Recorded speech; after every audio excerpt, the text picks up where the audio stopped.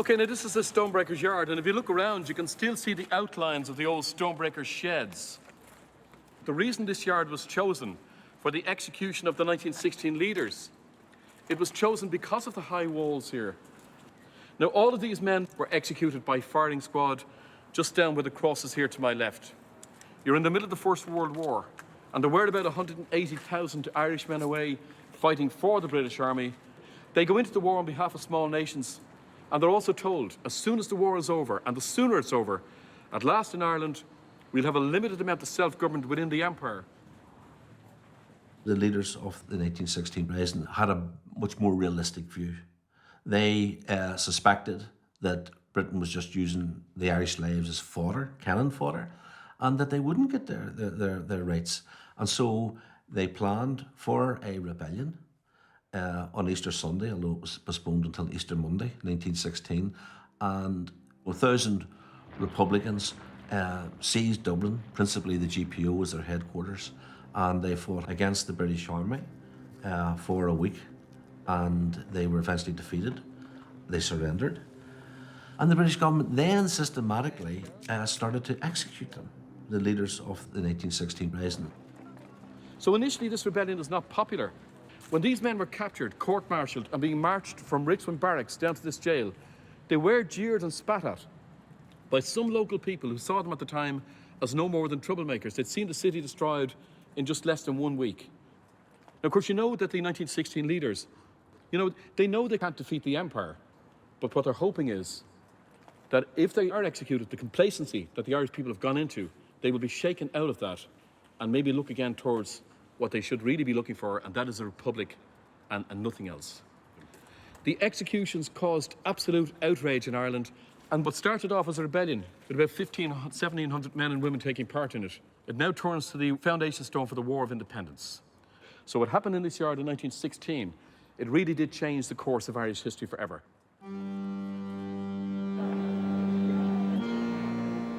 In 1918, in the wake of World War I, the United Kingdom called for general elections throughout all its territories. In Ireland, which was still part of the UK, the nationalist party Sinn Féin won a landslide victory. But London contested the results and forbid the Irish from forming its own parliament. This was a declaration of war. In response, the Irish Republican Army, which rose out of the ashes of the 1916 Rising, went on the offensive. In the War of Independence, that is the war which the Irish Republican Army fought against the British in Ireland over a period of a couple of years at the end of the First World War. It was really a fight which took place much more in what is now the Republic of Ireland than in the North. I mean, the North was relatively quiet, and because the vast majority of people were loyal to the Crown, and didn't want to fight in any war of independence because they didn't want to be independent from Britain. In those days, Belfast was economically and culturally very distinct. This was a time of the high point of both British imperial power and British imperial self-confidence. And Belfast and the countryside around it shared much, much more in that confidence and prosperity than any other part of Ireland. Belfast had the largest shipyard in the world, it had the largest rope works in the world, it had huge manufacturing industry, which was seen in many ways as the sort of revenue getter of the whole of Ireland. It was immensely prosperous. In 1921, after 2 years of fighting, the United Kingdom offered to sign a peace treaty with the Irish rebels. Threatening an all-out war if the Irish refused, British officials, led by Prime Minister Lloyd George and Colonel Secretary Winston Churchill, imposed a partition of Ireland. London would maintain direct control over a province made up of the 6 richest counties of Ulster. This majority Protestant territory is named Northern Ireland. In the south, the other 26 countries were banded together in an independent territory called the Free State. Ireland's Republicans were torn apart. On one side, Michael Collins, a military leader, who accepted the partition in exchange for peace with the British.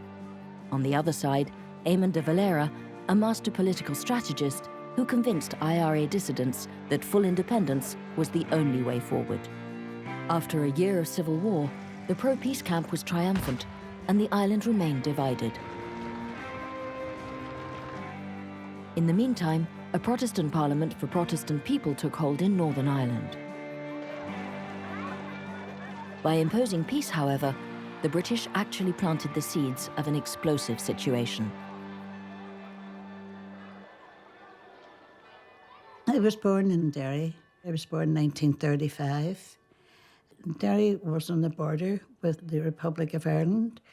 We suffered economically, socially and politically because of partition in 1921.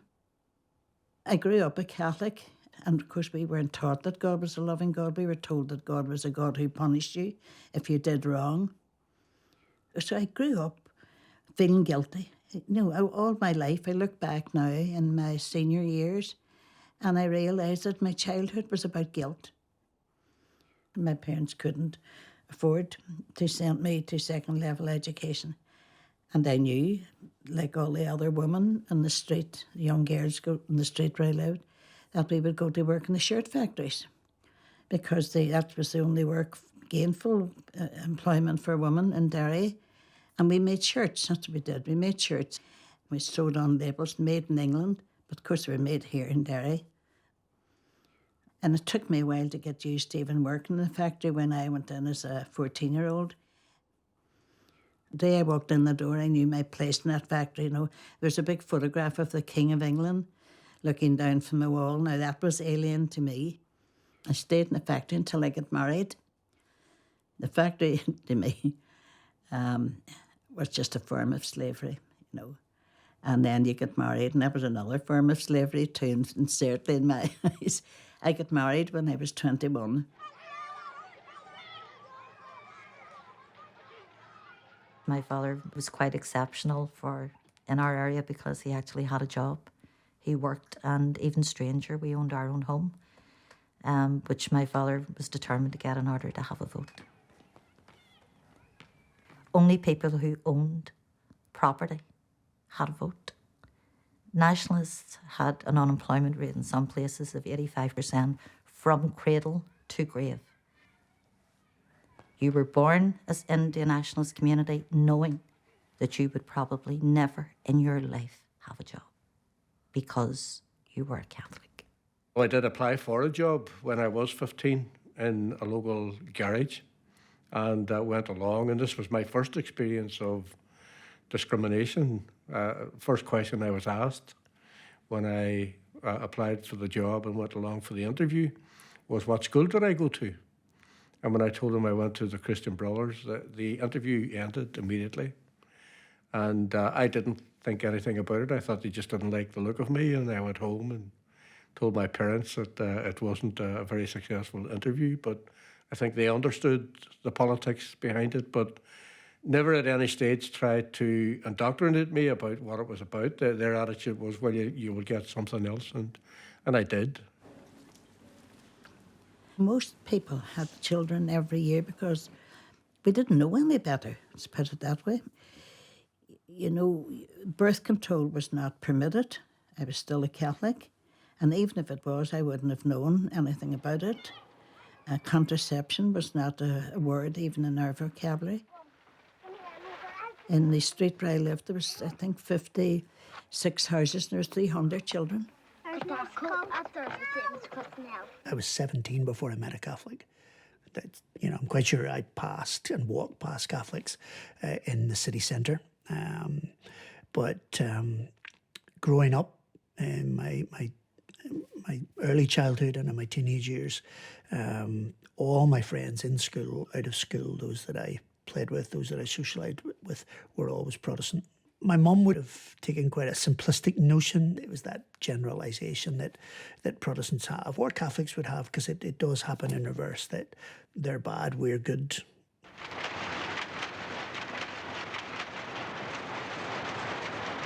All of her friends in the factory that she worked in would have been Protestant, and she wouldn't have had much encounter with Catholics. And if you're growing up entirely within your own community and don't have that contact with the other, it's so easy to take on board these stereotypical images and these negative images of the other person.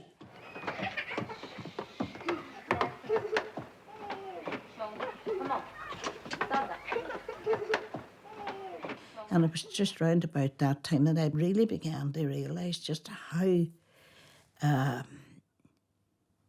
hard it was to live in a city where you had no rights, you know. The only thing I could do was write. I wrote to the local medical officer. He was from a unionist community, and he came to visit me because I told him how difficult it was to live in our house. And when he came, it was lunchtime. And there was no place in our small kitchen for all of us to eat, you know. And so most of us were sitting up the stairs with plates in our laps. And I said to him, look, this is how we have to eat, because there's no space in this small house for us to eat. That was the start of my neighbours and myself. We formed a group called the Tenants Association. We were Tenants Association. I think Tenants Association actually give people hope and a bit of purpose that you could act, because up until that point we were literally on our knees, passive people, not doing anything about our situation. People need houses and people have the right to houses. At the end of the 1960s, the Protestant majority in Northern Ireland was unionist. Determined to preserve the union with Great Britain, they set up a political system that deprived Catholics of their most basic rights. But the Catholic minority rose up. They began to hold peaceful mass protests. They wanted better housing. They wanted better living conditions. They wanted civil rights. I naively, looking back on it now, as really a very young man, I believed that if you walked and you asked for civil rights, that because your argument was so compelling, because the logic of your argument was so obvious, that what would happen would be the state would say, oh, you're right, oh, we didn't realise that was the case, or if only you had asked, or maybe it is time for change. I believe that would be the response. I watched the black and white television, the grainy television of Selma, Alabama, of civil rights marches in America, of the student marches in France and in Germany. I watched those, and I seen the media reporting those as popular uprisings, demands for equality, demands for justice, demands for a fair say. And I mimicked them with thousands of other young people. I believed that if we'd simply marched, the local administration would respond to that. And they did respond, but they responded in a way they've always responded from the foundation of the state. They responded in violence.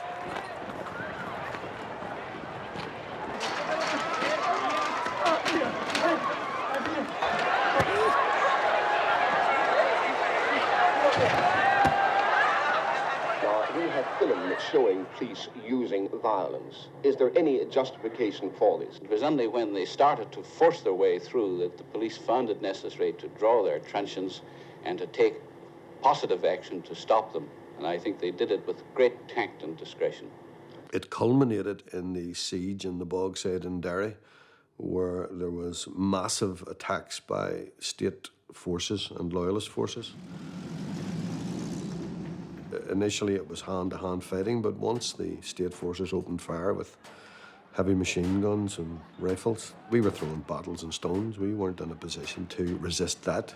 I mean, I was a teenager at the time. And the resulting factor were that a number of our streets were burned to the ground, a number of people killed, countless dozens and dozens of people injured by gunfire, and the area just was swamped with loyalists and state forces.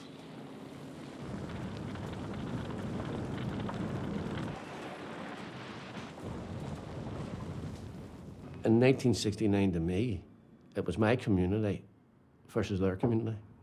We were fighting to defend the status quo, you know, because we were part of UK and that's what we wanted. So we didn't have any aspirations to change that. Our aspirations were to defend it, whereas the Republicans had an aspiration to remove that. And we will not have this part of the city desecrated by Republicans. Those that have cursed our flag have cursed our queen and are out to destroy our country. And I want to say that we are determined as ever to resist the Republicans. Paisley wasn't the first, but certainly, I mean, Paisley's role was pivotal. I have recollection of his emergence, if you like, as a political force in the early 1960s. I mean, that was one of the sparks. I mean, that really did a lot to heighten the tension. I think, I'm not going to say make the Troubles inevitable, but it was one of those building blocks that led us ultimately towards that breakdown and the eruption of violence on our streets, where that became the norm. Young Paisley in those years was very much seen as someone who was going to sort of save the nation, save the state. He very quickly gathered support. He brought a different and more fiery brand of unionism, and at the time then there was a large audience that thought, you know, this would be the guy who would save Northern Ireland from the onslaught of the opposition and would save the unionist state. I was never a great fan of Ian Paisley. I think he did, well, he seen an opportunity. He was just a far-right evangelical minister. I'm not saying I didn't believe in what he was doing, but he did stoke up a lot of fires, a lot of hatred. I don't speak to the press. You'll hear me preach at the service, and that is all. But this is the first approach we've made to you. No, it isn't. Well, excuse me, sir. Come on. Sergeant, get that monitor moved here. These men here. But certainly in the early days of the Troubles, he did stir up a lot of violence and encourage young people. Through his words, a lot of young people ended up in prison. And I believe this: if we do this, then our enemies will be confounded, the lying tongues will be silent, and the Ulsters shall remain firm to the very end. And something changed in 1969 because the protests went from protests to shootings to bombings to conflict that lasted for over 30 years. It was the longest continuous conflict in the Irish history. My first memory is a group of old men with wooden sticks describing themselves as the IRA and trying to organise defence of an area that was about to be attacked. And I have to make this point. If the Salvation Army in 1969 had had guns, people would have joined the Salvation Army. People joined an organisation because they believed that they were the only means of defending their friends, their family and their neighbours. And it wasn't until much later that the Republican movement began to deal seriously with this massive influx of people. And they began to politicise, they began to organise.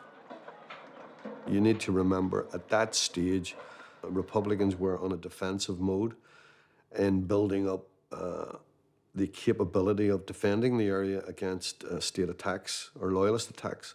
So throughout that whole period of 1970, it was more or less build up your area, build up your defences, rearm, regroup, train people and recruit people. And that brought to our city the British Army. The British Army came in, not to save us from the excesses of the state, but to save the state from the resistance of the people. Anytime you went out the door as a 15-year-old with denims, with the long hair and what have you, the British Army right away regarded you as a suspect, you know? And you couldn't walk down the length of the street without the British Army stopping you, spread-eagling you up against the wall, searching you. And there was nothing legally you could do to challenge it because it was the Special Powers Act. And from an early age, I remember a few days before my 16th birthday, a British patrol, and every time I saw them, they were like this, and then the next time like this, and the next time like this. And I didn't really understand until I went, oh my God, they're counting down the days to my 16th birthday. When you could be legally, and that's what happened the morning of my 16th birthday. I was arrested at 4:30 in the morning. and taken to a detention centre for interrogation.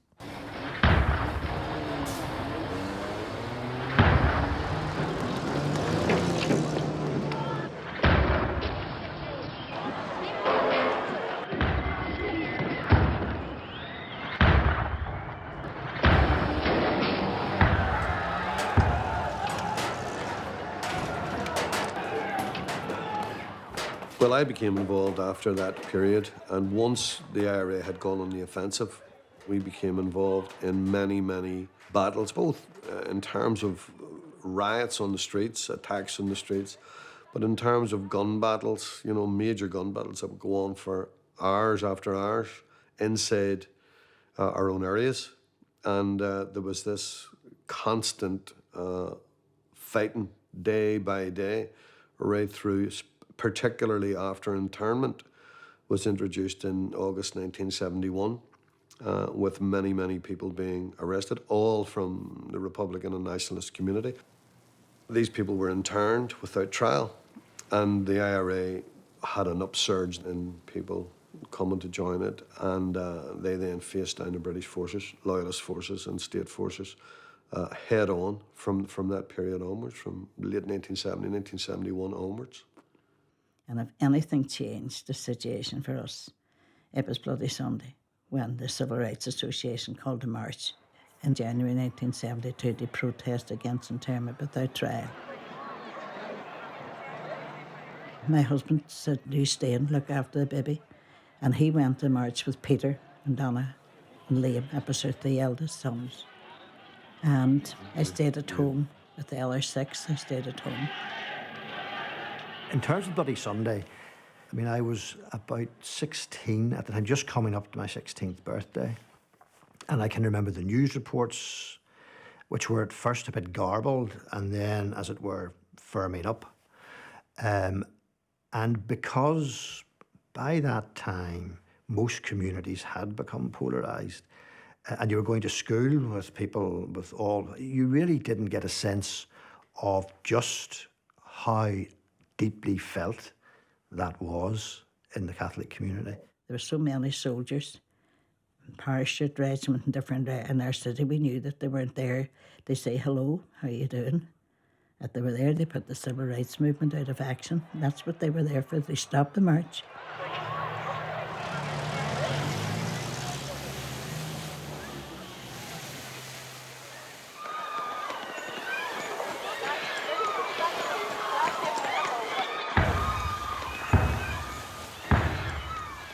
And I heard the shots. I remember going out the backyard and I thought it was plastic bullets. And then I heard, you learn to distinguish between plastic bullets and rifle fire. And I heard that, I knew then it was rifle fire.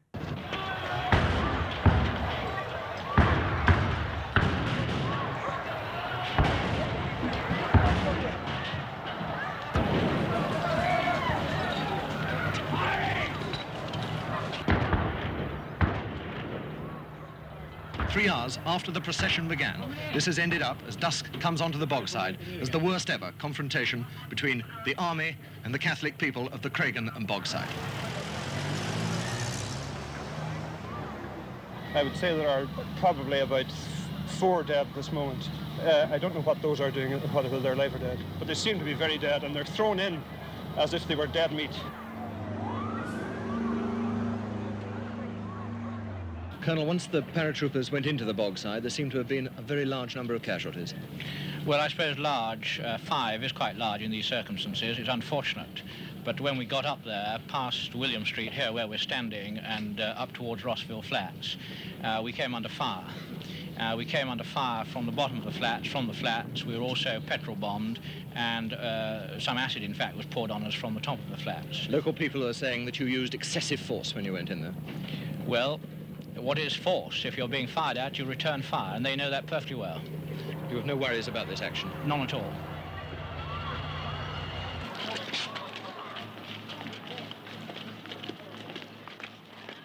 And 33 people were shot, and 13 of them were shot dead. And the British Army tried to demonise the people, said they were gunmen, that they were caught with hand grenades in their pockets, and it was demonstrable from television footage that the British Army started the shooting and killed the people. I dare say I just felt certain I hated the British Army then. I hated them. I'm sure most people did. It's very hard to get rid of that kind of hate, you know.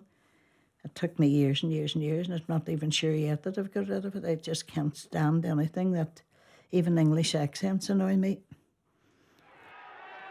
The horror of the Bloody Sunday massacre, just like the execution of the Easter Rising leaders, sent thousands of Irish pouring into the streets.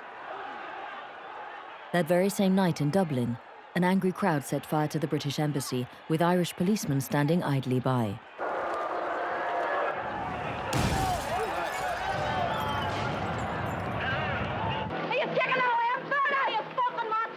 In Northern Ireland, in the nationalist enclaves of Belfast and Derry, the IRA attracted new recruits by the hundreds, winning over youngsters, labourers, jobless people, fathers and even housewives.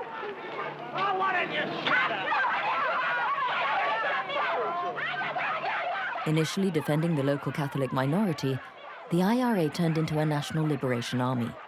This restructured and well-equipped underground army began striking back at the British.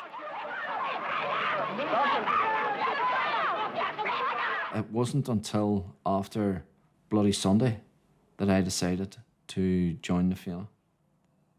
Na Fianna Éireann is the IRA youth organisation. The guy who recruited me into the IRA told me that when you join the IRA, there are only two things that you can be certain of, either imprisonment or death, and sometimes both. I had joined the IRA towards the end of 1970. It wasn't a difficult choice to join an armed struggle. We were then, just propelled from one state of living to an extraordinary but very potent historical development. At that time, of course, what I didn't know was one of my sons was involved with the IRA. I should have known then, and I probably did. I probably knew in my heart that my children were leaning towards the Republican movement and the IRA. But, you don't want to think those things as a mother because you're so scared. I was so scared.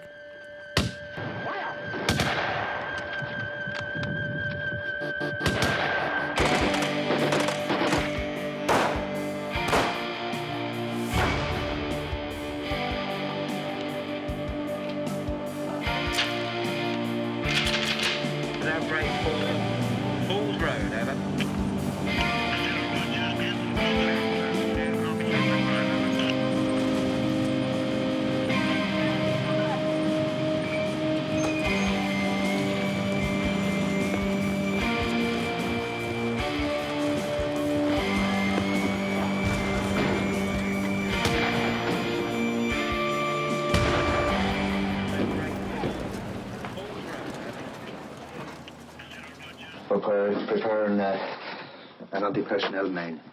It began very slowly. It began with an incendiary bomb here and an incendiary bomb there. Every time the British Army did a big raid, the IRA would go into the centre of town and punish businesses, and because they associated government offices with government policy, and the cost of repairing these businesses, the insurance had to be covered by the British government. So there's an economic aspect to it. So if you want to come in and wreck our homes, then we are going to wreck the city centre, where you have your businesses, where you have your offices.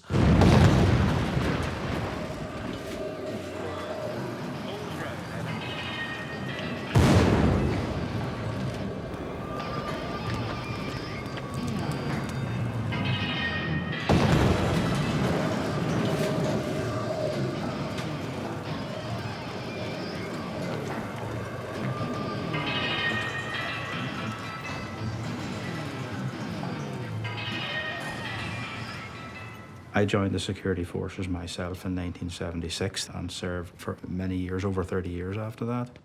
At that time, we saw that as something we had to do. As a young man, I had to do something to for my country at the time. They were dangerous times. We saw this as as a full frontal attack on our way of life, our tradition, our country, our state. I was 15, 16 in the early 70s. Some of my friends joined. Some of my friends that I was at school with joined the UDA, Ulster Defence Association, one of the paramilitary groups that sprung into being in the early 70s. Ostensibly, as they would say, to protect the community, to protect their neighbourhood from the IRA. Sorry. Well, we hope there is no civil war, but if there is a civil war, well, then we'll just... Are you ready for the civil war? We're ready for it. You're not afraid? Not afraid, no. IRA men didn't wear uniforms. They didn't run about with their IRA tattooed on their head. So, I mean, the concept was that if they're from a nationalist community and a nationalist era, then they support the IRA or are part of the IRA. So it was, and it's the same for Republicans. I mean, they came into our communities and planted bombs in pubs where there were Protestants. Some were involved and some weren't, So it wasn't as distinguishable. We hadn't got uniforms. So therefore, a nationalist in a nationalist area was a target. I shot a Catholic and was arrested. And he lived, and I was convicted of attempted murder. I was arrested while I was robbing a bank in Belfast. The idea was to get money for the IRA. And what happened was that while we were in robbing the bank, a number of cops arrived at the bank. There was a bit of a shootout, and we were arrested and sent to Long Cash that night. May Day, 1978. The army kicked on the door and they arrested John. John was 17. And then they came back at midday and took Patrick. He was 16. And they took the two of them. And I remember that day as well because it was May Day and they couldn't find a lawyer. There were a group of loyalists called the Shankill Butchers, and they were kidnapping people and killing them, and some gruesome details around how they used knives and machetes to kill people. So we made an attack on the pub that they were in, and I was arrested after that. I was sentenced to a term of imprisonment in the cages of Long Cash. I got a life imprisonment. Whenever I first walked into Long Cash camp, it was very much a prisoner of war camp.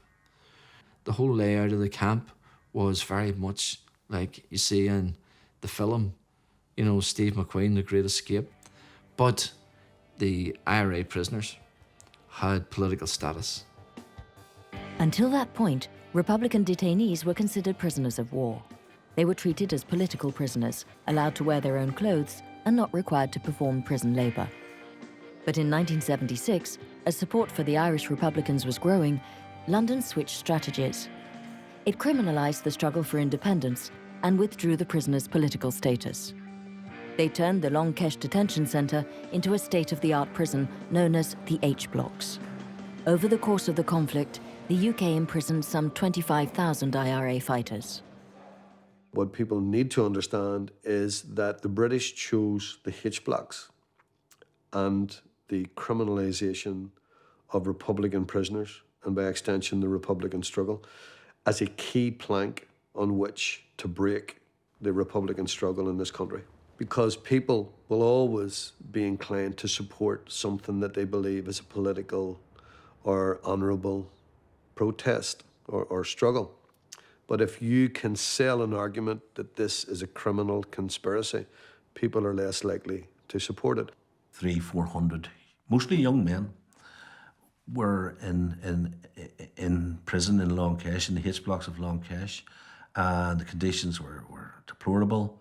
So the prisoners then embarked on what was called a no-wash protest, and they fouled their own cells. They spread the excrement on the walls. They were sleeping on bare floors with a mattress wrapped in a blanket. That's why they were called the blanket men. We're political prisoners! We want political status! Look at that blanket man! In this improving atmosphere, those with different beliefs and aspirations understand that if this community is to survive and prosper, they must live and work together in friendship and forgiveness. Every visitor here is surprised that normal life goes on. I look forward to the day when we may return to enjoy with the people of Northern Ireland some of the better and happier times, so long awaited and so richly deserved. I just feel like crying. I think she was lovely. And we're proud to be British, and we're proud she's our queen. The demonstration on through. Please keep the road clear for the demonstration.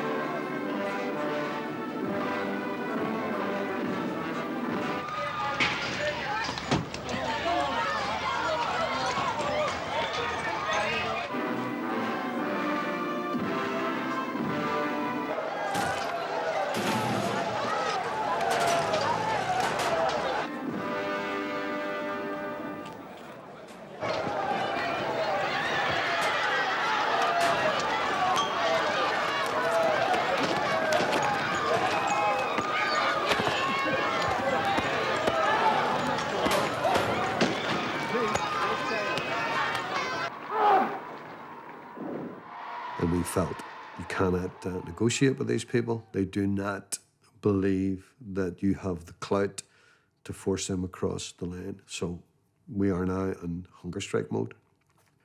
And we had a severe argument with the IRA Army Council, who were totally opposed to taking hunger strike action because they believed that because of the huge political nature of this prison situation, that the British would certainly let people go to death. Our response to that was simply, well, does someone want to tell us how to get out of this? Does someone want to tell us an alternative route? We had used every conceivable avenue. There was no other option, and they finally agreed. And eventually it went to hunger strike. There was 2 hunger strikes. The first one in 1980 lasted for 53 days and 7 prisoners were on it. The whole system in Northern Ireland, both special arrest, special court system without jury, has proved to us beyond all doubt that these courts are set up. They convict men just to convince people that we are criminals, which we are not. We are a product of the political troubles in Northern Ireland at this moment. I am not urging them to go on hunger strike. I am urging them not to die. I am urging them to choose the way of life and not the way of death. The British government promised in a paper to introduce a very progressive liberal regime, and the prisoners at the end of the hunger strike, only for the British government to be triumphant and assume that none of them were prepared to die. And this triggered the second hunger strike led by Bobby Sands. And we decided that if a hunger striker died, that he would be replaced by another hunger striker. And that would be to demonstrate clearly that if you do not deal with hunger strikers in the first instance, more will be coming along. So this is not going to end until the British come and deal with it. We asked Michael Allison, Northern Ireland Minister with responsibility for prisons, if there was any way out. We will not make any concessions to blackmail, and if they are fighting for a great issue of principle as they see it, political status, then they are banging their head against a brick wall. But if they are in a muddled way saying we want better prison conditions, well then this is a different story. I mean, we have done a great deal along those lines already. We were again looking at a panel of, or a pool of people of about 80 volunteers or so who had been on the list, and just as an indication of the mentality of people like Bobby Sands and other hunger strikers. A day or two before his hunger strike commenced, we were at Mass in the canteen on a Sunday morning, and he asked me, who have you got to replace me? And I said, well, you don't need to worry about that. I says, you need to concentrate on your visit with your family tomorrow and getting yourself sorted out. And don't worry about that. I says, everything's okay. And he says, no, you need to have your head around this. Because, he says, see, in 2 or 3 months, I'm not going to be here. I will not be here in 2 months. He says, so you need to know what's happening and who's next. I says, well, if you must know, I says, it's Joe McDonnell. And he just thought for a second, and he says, that's a good choice. He'll never let you down. And in the next breath, he says, now, who did you say has the tobacco? What happens when one of them dies? Well, he dies. He's carried out in a coffin. I think it was about his 8th or 9th day on hunger strike. An MP for Fermanagh South Tyrone called Frank Maguire, who was an independent and who supported the prisoners, died of a heart attack. And the British government moved a writ for a by-election in Fermanagh South Tyrone. The idea arose, let's put Bobby Sands up. You know, because we'd been trying to get our international attention. So we put Bobby Sands forward for election. It was quite a dangerous stunt because if he had lost by 1 vote, Mrs. Thatcher would have said, even your own people reject you. There can be no question of political status of someone who is serving a sentence for crime. Crime is crime is crime. It is not political, it is crime. One of the things that happened with the hunger strike was the opportunity for the electoral intervention of Bobby in the Fermanagh South Tyrone seat. What that then did was that allowed Republicans to consider the option of electoral politics as another avenue of struggle, as another sort of arrow in your quiver. Sands, Bobby, anti-H block, are now political prisoner, 30,000. 492. But can you...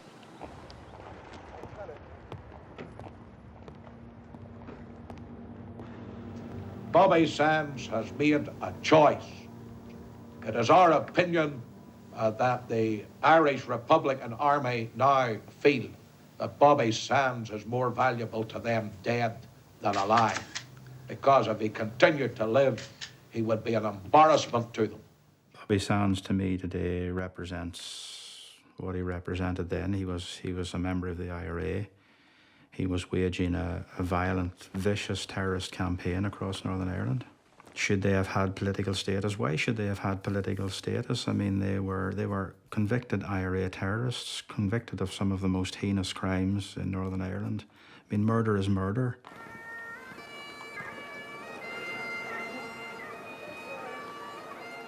Despite being elected as a deputy to the UK Parliament, Bobby Sands died on May the 5th, 1981, after a 66-day hunger strike.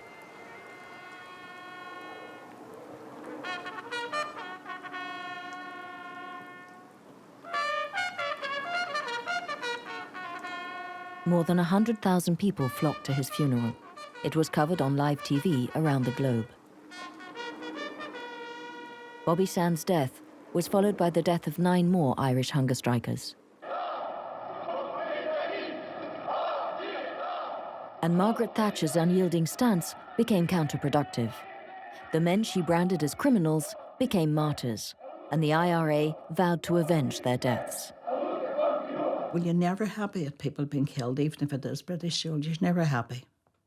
I can say now in my old age, maybe at that time, because I was so hard-hearted then, I believe, and it was the only way I could survive, you know, by cutting off sort of emotional kind of thoughts.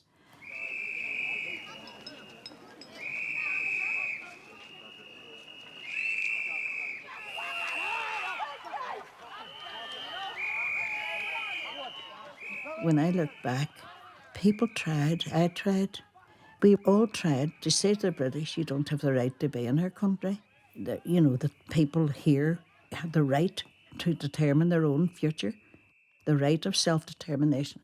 Because when I look back at my life, I was never allowed to determine my future. Good evening. 4 people are dead and dozens injured after the bomb at the Conservative Party hotel in Brighton. But the IRA failed in what they set out to do. They were trying to murder the Prime Minister and most of the British cabinet as they slept. But Mrs. Thatcher escaped death by minutes. It was an attempt not only to disrupt and terminate our conference, it was an attempt to cripple Her Majesty's democratically elected government.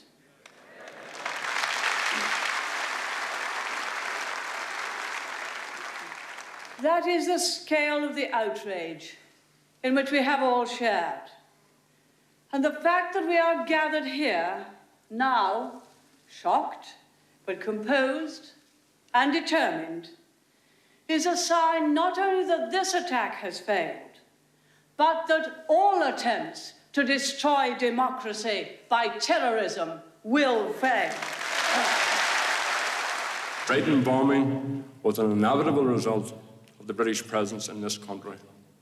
Far from being a blow against democracy, it was a blow for democracy. Having said that, I am mindful of the consequences of that action, and I have no doubt the British government will attempt reprisal action and vengeance for the Brighton operation. In order to fight an armed struggle, basically you have to have fundamental values. You know, it's a united Ireland or nothing. Britain has to withdraw, has to declare the right of the Irish people to national self-determination, has to release the prisoners. So those were, you know, because you wouldn't be fighting a war for a compromise. You'd fight an armed struggle for fundamentals and radical change. But politics is different. And at our annual conference, we were debating the issue. It was obvious that a lot of people didn't like the idea of Sinn Féin having an electoral strategy. And we're speaking against it. And I got up and I encouraged the crowd to support the policy change. And I said, who could object if we were to take power in Ireland with a ballot box in one hand and an Armalite in the other? Namely, that we could fight on 2 fronts, that we could have an electoral strategy, whilst the IRA carried on its armed struggle. Well, our campaign is a political campaign. We're a legitimate organisation. We carry out electoral and politics, constituency politics. We do not ask people to support every iota of everything which we represent.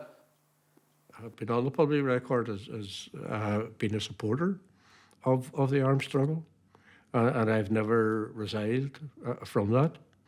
I was always political.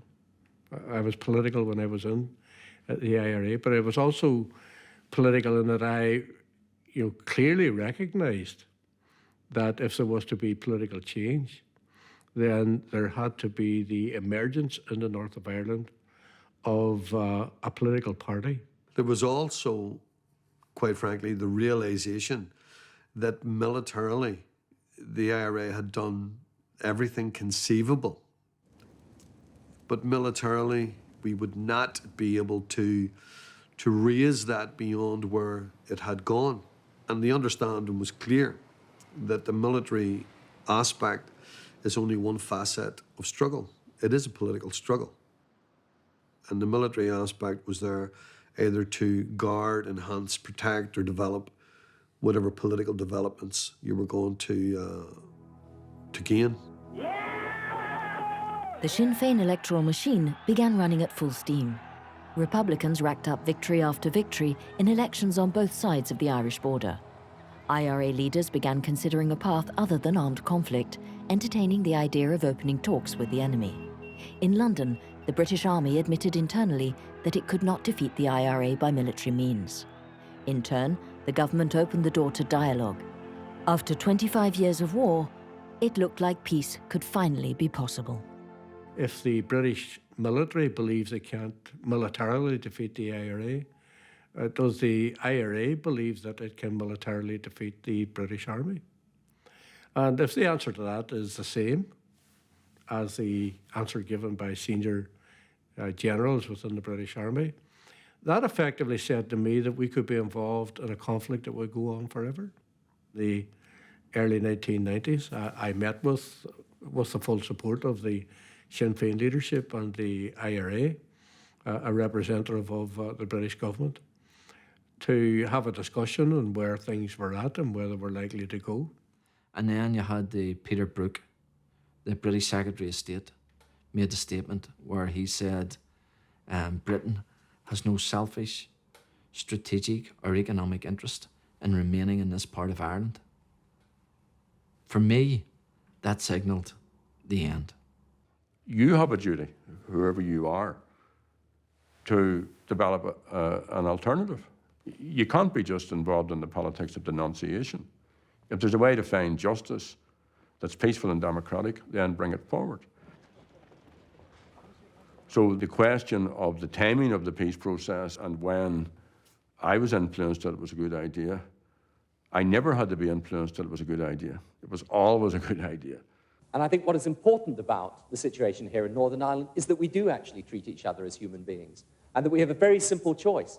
We can either carry on with the hatred and the despair and the killing, treating people as if they weren't parts of humanity, or we can try and settle our differences by negotiation, by discussion, by debate. So that's what's important, whether it's with Gerry Adams or with the loyalist people I met or with anyone else. Me and others who saw that violence was not the way forward, that we were only killing each other, and then who brought about the Good Friday Agreement. What I could look back on and say, I was part of the problem at one time. Now I'm part of the solution. During the time of the process of negotiations which took place, we were dealing with a Labour government led by Tony Blair. And it absolutely became clear to me in working with that Labour government that they recognised that the British government policy in the north of Ireland, was as much a part of the problem as anything else. In fact, in that historic week, which led to the Good Friday negotiations, and a very early conversation Gerry Adams and I had with Tony Blair. Tony Blair told me that he had read quite a number of history books about Ireland, and he believed that the British government were as responsible for the conflict that existed in the north of Ireland as anybody else. And that was a pretty massive statement for any British Prime Minister to make to an Irish Republican leader. It convinced me that Tony Blair was serious about resolving the conflict and doing it in a fair and just way.